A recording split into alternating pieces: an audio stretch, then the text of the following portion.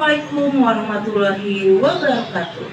Salam sejahtera, namo buddhaya, salam kebajikan.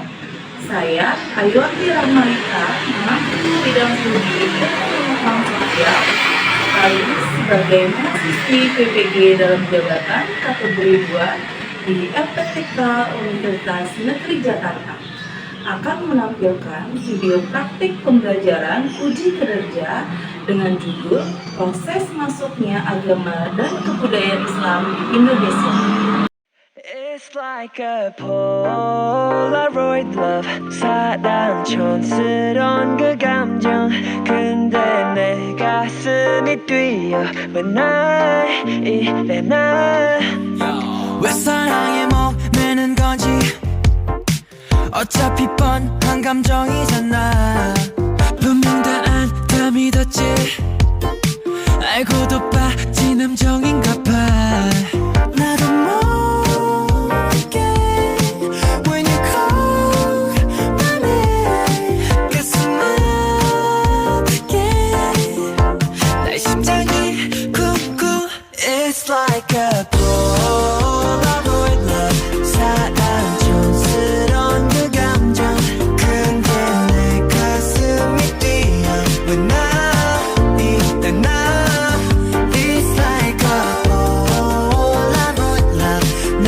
뜻대로 되지 않아 흔한 필터조차 없어 But I love the vibe 너 향한 내 맘을 여기 보정없이 새기는 거야 점점 또렷해져가지 이 맘은 세상탄 한 장뿐이야 나도 모르게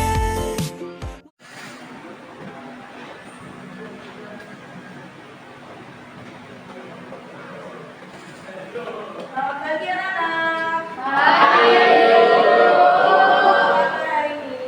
Hari ini. Alhamdulillah luar biasa. Oke. Sebelum kita masuk ke pelajaran, ada baiknya kita berdoa terlebih dahulu. Silakan. Siapa yang mau berdoa? Oke, silakan. Sebelum kita memulai pelajaran IPS kita pada pagi hari ini, alangkah baiknya kita berdoa menurut agama dan kepercayaannya masing-masing. Berdoa dimulai.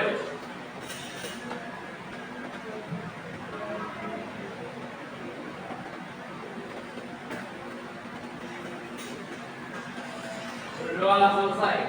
Memberi salam.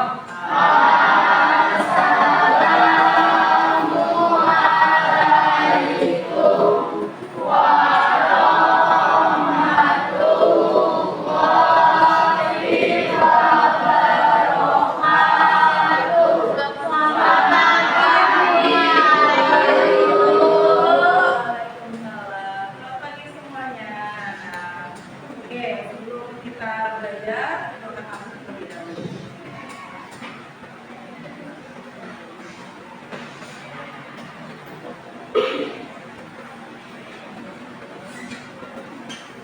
Oke, ini dipanggil suaranya kencang ya. Muhammad Alwi. Hadir Bu. Adinda Putri. Sakit. Alia Aziza. Hadir. Anissa Nabila. Arjuna. Sakit. Mel Jackson. Hadir Bu. Khairul Nisa. Dava. Dio. Dinda Ardena. Hadir Bu.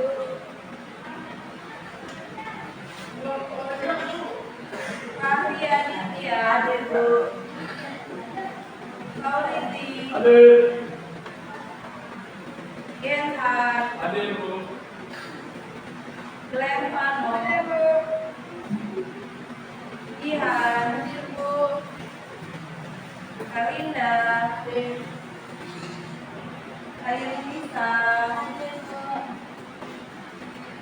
Luna. Marisa, Safi, Tommy, Aska, Asfajar, Nadir, Nadidia, Mursifa, Sadif,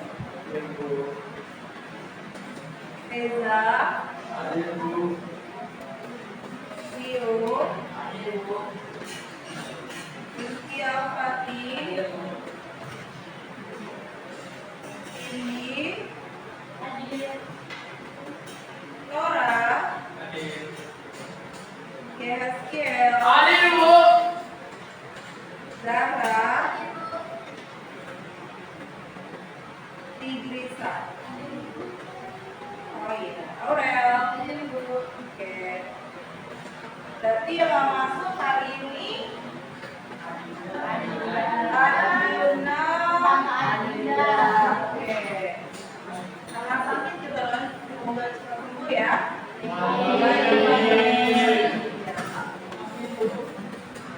Oke, anak-anak, karena kita hari ini melanjutkan materi pembelajaran kemarin. Kalau kemarin kita belajar tentang apa? Tentang mobilitas sosial ya? Mobilitas sosial, perpindahan status seseorang atau kelompok dari lapisan yang satu ke lapisan yang lain. Kita juga belajar kemarin tentang ada 3 macam lapisan sosial atau mobilitas sosial. Ada vertikal ke atas atau sosial climbing, ada vertikal ke bawah, sosial tinggi, sama sosial horizontal. Oke, semuanya udah ngerti ya? Sekarang kita lanjutkan ke materi selanjutnya.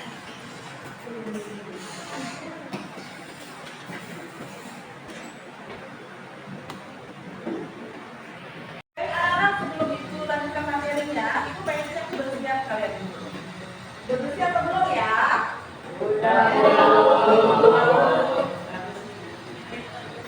Oke, alhamdulillah kelas kalian sudah bersih. Berarti kalian sudah menjalankan kewajiban kalian sebagai siswa yang baik.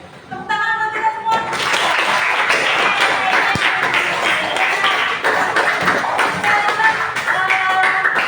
Sebelum kita masuk ke pembelajaran, gimana kalau kita warming up dulu nih? Kita kasih yel-yel fest dulu ya, boleh ya? Kalau mau bilang IPS, menyenangkan. Yes, yes, oke? IPS,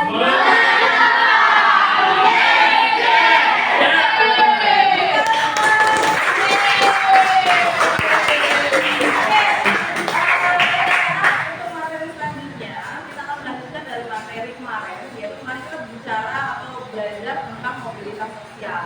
Mobilitas sosial, siapa yang bisa memberikan pengertiannya? Ada? Oke, Dio, coba. Mobilitas sosial adalah perpindahan seseorang atau kelompok dari lapisan yang satu ke lapisan yang lain. Iya, betul ya. Mobilitas sosial adalah perpindahan seseorang statusnya dari lapisan yang satu ke lapisan yang lain. Nah, mobilitas sosial kemarin bisa jadi berapa macam? Ya. Apa aja? Vertikal ke atas.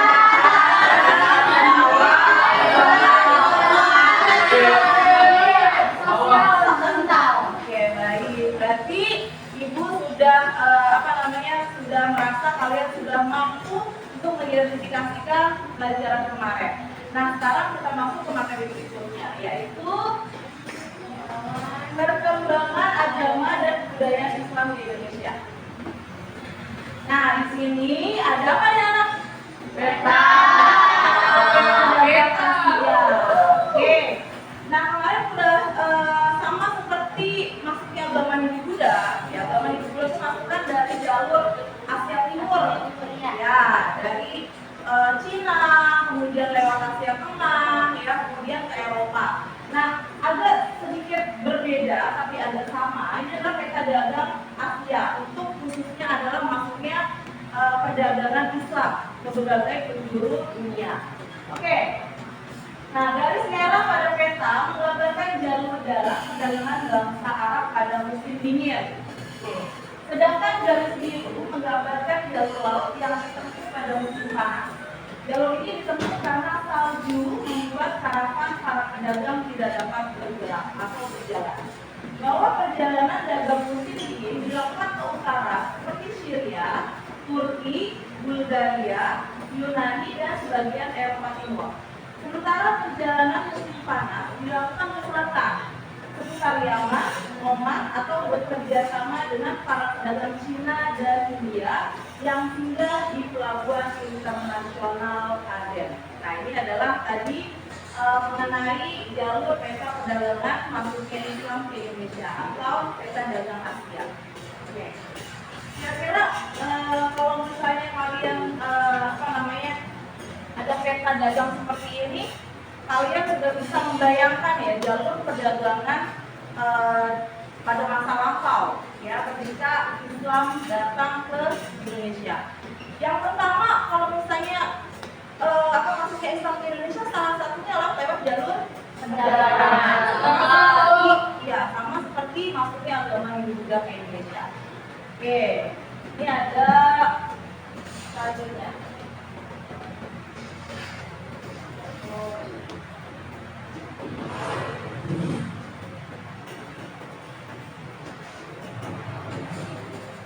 Hero garis jumpa lagi di Story Indonesia. Pada video sebelumnya kita sudah membahas mengenai sejarah munculnya agama Islam. Bagi yang baru nonton, silakan cek link yang ada di kanan atas video ya. Pada video kali ini kita bakalan membahas tentang masuknya agama Islam ke Indonesia. Seperti kita tahu, agama Islam merupakan agama yang paling banyak dianut masyarakat Indonesia, yaitu sekitar 87%. Lalu bagaimanakah proses masuknya agama Islam ke Indonesia? Mari kita bahas guys. Untuk memulai proses masuknya agama Islam, kita perlu mengenal teori terkait masuknya agama Islam ke Indonesia guys. Teori tersebut yaitu teori ujaran, teori Mekah, dan teori Persia. Teori ujaran. Teori ini didukung oleh Snow Cobalt. Ini belum Samuel, Bernard Floyd, dan J.P. Neville. Menurut teori ujaran, Islam masuk ke Nusantara sekitar abad ke-13, dibawa oleh para pedagang Islam dari Gujarat. Gujarat itu wilayah India ya guys. Lalu apa sih yang menjadi dasar dari teori ini? Ada dua bukti yang mendukung teori ini guys. Pertama adalah kisah Sultan Malik Al-Saleh, Sultan Samudra Pasai yang meninggal tahun 1297. Pada tulisan Sultan bercorak Gujarat India. Hal ini diyakini oleh para sejarawan sebagai bukti kuat bahwa pengaruh Gujarat telah ada di Aceh. Bukti kedua yaitu tulisan Marco Polo, seorang pedagang dari Venesia, Italia yang menyatakan penghasilannya diperlak pada tahun 1262 dan mendapati banyak penduduknya beragama Islam. Marco Polo menunjukkan peranan pedagang-pedagang India yang aktif dalam penyebaran agama Islam. Teori Mekah. Teori ini didukung oleh Buya dan Joseph Campbell. Menurut teori Mekah, pengaruh Islam telah masuk ke Nusantara sekitar abad ke-7, dibawa langsung oleh para pedagang Arab. Dasar teori ini adalah adanya pemukiman Islam tahun 474 di Garos pantai sebelah barat Sumatera. Para pedagang Arab tersebut juga melakukan pernikahan dengan penduduk lokal sehingga agama Islam semakin menyebar di Nusantara. Menurut Hakikat, datangan awal bangsa Arab tersebut tidaklah dipengaruhi oleh faktor ekonomi, tetapi lebih kepada motivasi dan perubahan untuk menegakkan agama Islam. Menyambut teori ujaran, menurut teori Mekah, Sultan-Sultan Pasai menggunakan gelar Al-Malik, gelar yang lazim dipakai di Mesir saat itu. Selain itu, teori ini meyakini Islam yang berkembang di Samudra Pasai menganut mazhab Syafi'i, mazhab besar di Mesir dan Mekah pada masa itu. Sedangkan daerah ujaran menganut mazhab Hanafi. Kalau ingin tahu apa itu mazhab? Mazhab dalam Islam yaitu pandangan tentang hukum yang berlaku. Misalnya tata cara soal, hukum memakai cadar, dan lain-lainnya. Dalam Islam ada 4 mazhab utama, yaitu mazhab Hanafi, Maliki, Syafi'i, dan Hambali. Teori Persia. Menurut teori yang didukung oleh Hussein Jairat dan Umar Ahmed Husaini, Islam di Indonesia baru masuk oleh orang-orang Persia sekitar abad ke-15.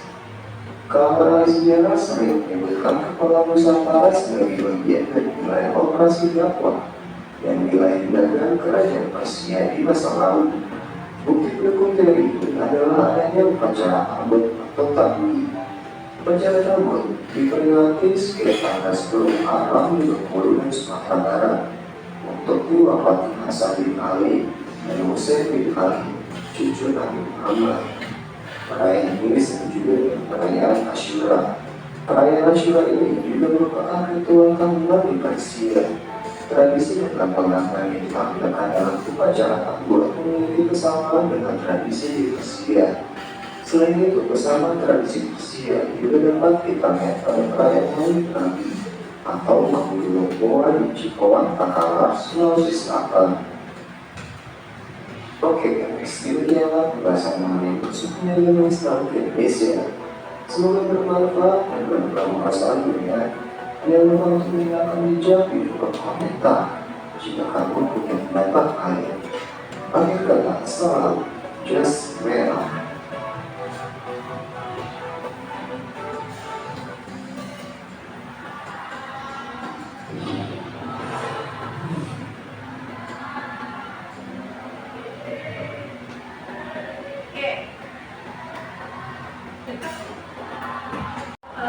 Melihat video ya tentang masuknya agama Islam di Indonesia. Apa yang bisa kamu dapatkan dari video tadi?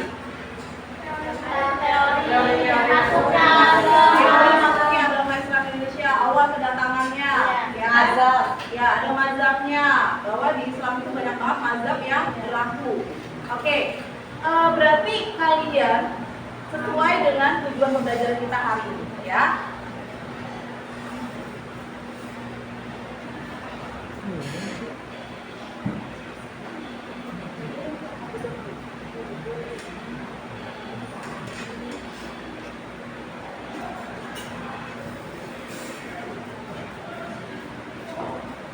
Nah ini dengan setelah melihat video pembelajaran tadi, ini sama seperti tujuan pembelajaran kita hari ini anak-anak. Oke, siapa yang mau membacakan tujuan pembelajaran kita hari ini? Oke, silakan bisa. Tujuan pembelajaran itu peserta didik mampu mendefinisikan perkembangan agama dan budaya Islam di Indonesia. Dengar ada suaranya. Tujuan pembelajarannya adalah peserta didik mampu mendeskripsikan perkembangan agama dan budaya Islam di Indonesia. Oke, terima kasih Lisa. Jadi dengan tujuan pembelajaran hari ini, kalian mampu mendeskripsikan tentang perkembangan dan kebudayaan Islam di Indonesia. Jadi kita akan belajar tentang awal masuknya agama Islam, tentang teori-teori yang membuktikan bahwa memang agama Islam sudah berada di Indonesia. Ada beberapa teori ya, ada teori Persia, ada teori Makkah, ada teori Gujarat juga. Dan beberapa teori itu menjelaskan bahwa masuknya Islam ke Indonesia itu berdasarkan akulturasi kebudayaan. Apa itu akulturasi kebudayaan? Jadi perpaduan antara budaya para pedagang yang membawa Islam dengan budaya lokal di Indonesia. Jadi perjalanan masuknya agama Islam di Indonesia itu sangat mulus sekali anak, tanpa paksaan dan tanpa intimidasi. Ya, oke. Sekarang kemarin kalian sudah ibu bagikan kelompok, ya kan? Ada beberapa kelompok yang sudah kalian dapatkan. Nanti kita akan belajar atau kita akan kemarin kalian sudah membagikan beberapa kelompok kan ya. Nah, kita akan melakukan namanya metode pembelajaran dengan metode pembelajaran to say atau TSS. Apa itu TSS? Yang pertama, ibu akan mendampingi peserta didik membentuk 6 kelompok. Yang kedua, guru menjelaskan petunjuk aktivitas kelompok pada peserta didik sesuai dengan lembar aktivitas 19. Yang ketiga, peserta didik melakukan diskusi kelompok didampingi Diharapkan peserta didik dapat berpikir kritis dan bekerja sama dalam kelompok. Yang keempat, menyajikan hasil diskusi dengan membuat infografis yang berkaitan dengan lembar aktivitas 19. Oke, setelah itu kalian ada 2 peserta didik dari masing-masing kelompok meninggalkan kelompoknya dan bertamu mengunjungi kelompok lain. Oke. Yang keenam, 2 peserta didik yang tinggal dalam kelompok bertugas membagikan hasil kerja dan informasi mereka ke tamu mereka. Hari ini kita menggunakan model pembelajaran yang namanya to stay atau TSTS ya. Jadi apa itu TSTS? Pertama, nanti Ibu akan mendampingi kalian membentuk 6 kelompok dan itu kemarin sudah kita bagikan ya. Yang kedua, Ibu menjelaskan petunjuk aktivitas kelompok pada peserta didik sesuai dengan lembar kerja aktivitas 19. Yang ketiga, peserta didik melakukan diskusi berkelompok didampingi oleh guru. Diharapkan peserta didik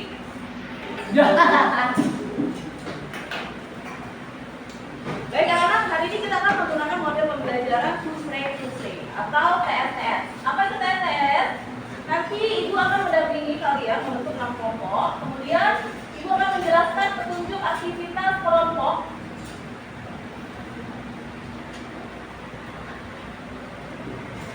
Oke, Ibu akan menjelaskan petunjuk aktivitas kelompok kepada peserta didik sesuai dengan lembar kerja aktivitas 19. Yang ketiga, peserta didik melakukan diskusi kelompok didampingi oleh guru. Diharapkan peserta didik dapat berpikir kritis dan bekerja sama dalam kelompok. Yang keempat, kalian nanti akan menyajikan hasil diskusi dengan membuat infografis yang berkaitan dengan lembar aktivitas 19. Yang selanjutnya, setelah selesai diskusi, 2 peserta didik dari masing-masing kelompok meninggalkan kelompoknya dan bertamu mengunjungi kelompok lain. Oke, selanjutnya 2 peserta didik yang tinggal dalam kelompok bertugas membagikan hasil kerja dan informasi mereka kepada tamu mereka. Yang ketujuh, peserta didik yang menjadi tamu di kelompok lain kembali ke kelompok asal untuk menyampaikan informasi temuan mereka dari kelompok lain. Yang kedelapan, tiap kelompok mencocokkan dan membahas hasil kerja mereka. Dan yang terakhir, peserta didik bersama guru menarik kesimpulan. Oke, baik anak, ada pertanyaan untuk model pembelajaran TSTS? Sudah paham? Oke. Oke, selanjutnya coba kalian lihat di buku paket kalian halaman 115. Coba. Oke ya. Nanti kalian mencari atau membuat infografis tentang asal waktu kedatangan Islam ke Indonesia. Yang kedua, kalian mencari tentang asal masuknya Islam ke Indonesia. Oke. Sekarang diharapkan kalian sudah mulai mengunjungi atau membuat kelompok. Oke, kita tulis.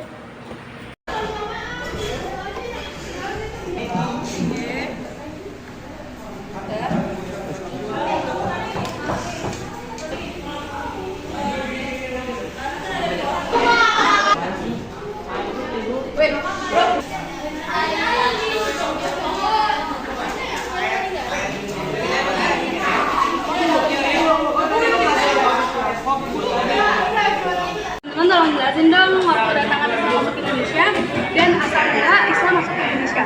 Jadi di dalam buku Adi Sudirman, jadi di dalam buku Adi Sudirman menjelaskan yang paling diterima oleh berbagai sumber dari 3 pendapat tentang masuknya Islam ke Indonesia adalah di abad ke-13.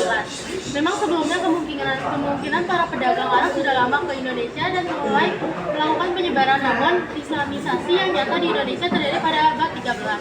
Hal tersebut juga didukung oleh teori Gujarat dan teori Persia, yang juga dianggap sebagai 2 teori besar masuknya agama Islam ke Indonesia. Disebutkan dalam buku sejarah Indonesia masuknya Islam hingga kolonialisme, tulisan Ahmad Fakhri Betaurok. Berikut ini pemaparannya. Yang pertama ada teori Gujarat. Teori yang berdasarkan Pinnacle asal Universitas Leiden. Ini menyatakan bahwa asal muasal Islam adalah Gujarat dan Malabar. Gujarat menerangkan penduduk Indonesia memeluk agama Islam pada abad ke-13 melalui perdagangan Muslim dari India. Yang kedua ada teori Persia. Teori Persia yang disampaikan oleh Husain Jajaningrat ini mengatakan bahwa agama Islam masuk ke Indonesia melalui Persia dan singgah di Gujarat pada abad 13. Hal ini dapat dilihat dari kebudayaan Indonesia yang memiliki persamaan dengan Persia. 2. Jangan lihat kamera ya, lihat ke temen. Tuh, 2, 3.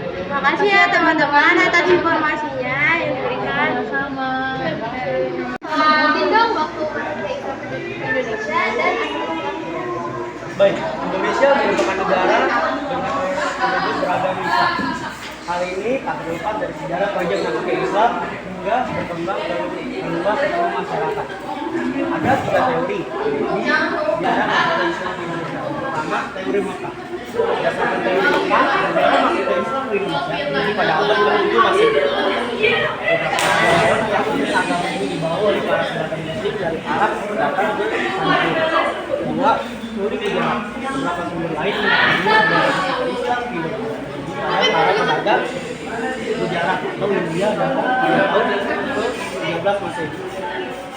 Mulanya pedagang menjajakan kaki Sumatera, kemudian berekspansi ke Indonesia, khususnya ke pesisir barat Sumatera. Yang terakhir teori Persia.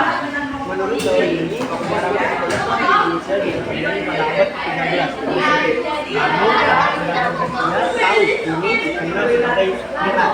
Hal ini tak terlepas dari kebersamaan budaya Islam di Indonesia dengan Timur Tengah. Terima kasih. Terima kasih ya teman-teman. Tolong jelasin dong kapan waktu pertama kali Islam masuk ke Indonesia. Waktu pertama kali masuknya Islam itu ada pada masa awal-awal Hijriah, yaitu sekitar 700 Masehi. Pada masa kekhilafan Islam di tanah Arab, kekhilafan tersebut mengutus utusannya untuk datang ke Nusantara untuk menyebarkan agama Islam di Nusantara ini. Kami juga mau nanya lagi dong. Tadi nanya gue. Sama-sama, Fahri dan Glenn. Yuk. Tolong jelasin dong masuknya agama Islam ke Indonesia.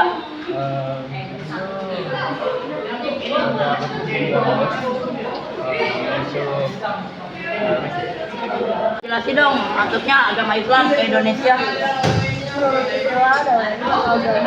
Tolong jelasin dong masuknya agama Islam ke Indonesia.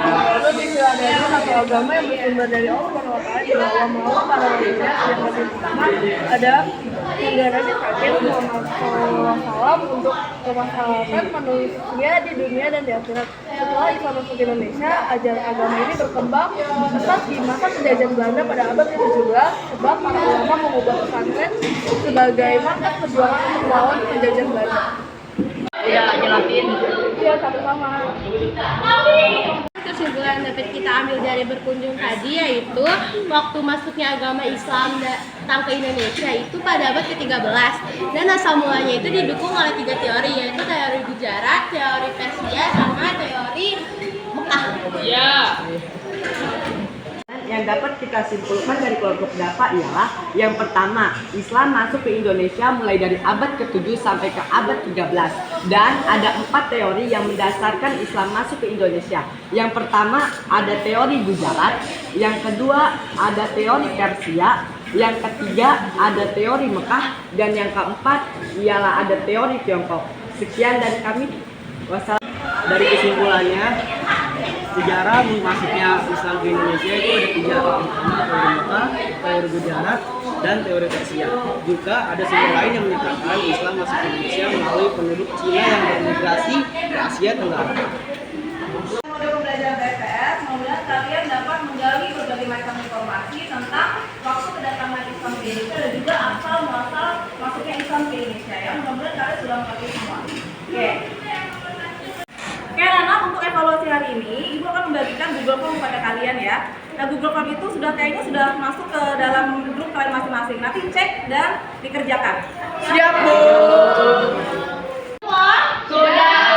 Oke, dicek semuanya. Pak, siapa yang dapat nilai 100? Saya.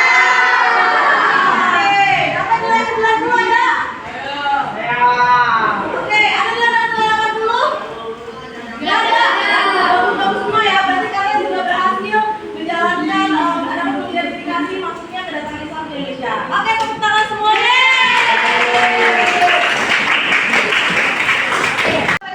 Pembelajaran, itu kalian ada satu anak pada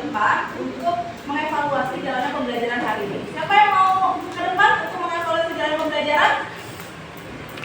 Oke, silakan Fikrisa. Oke. Menurut saya, modul pembelajaran ini sangat menarik karena saya bisa menggali informasi dari berbagai pandangan teman-teman saya. Sekali informasi yang bisa kalian dapatkan dari waktu kedatangan bangsa masuk ke Islam di Indonesia dan juga asal muasal masuk ke Islam di Indonesia. Mudah-mudahan kalian dapat mengerti. Dan untuk minggu selanjutnya kita akan mempelajari tentang Wali Songo yang melibatkan agama Islam di Lombok.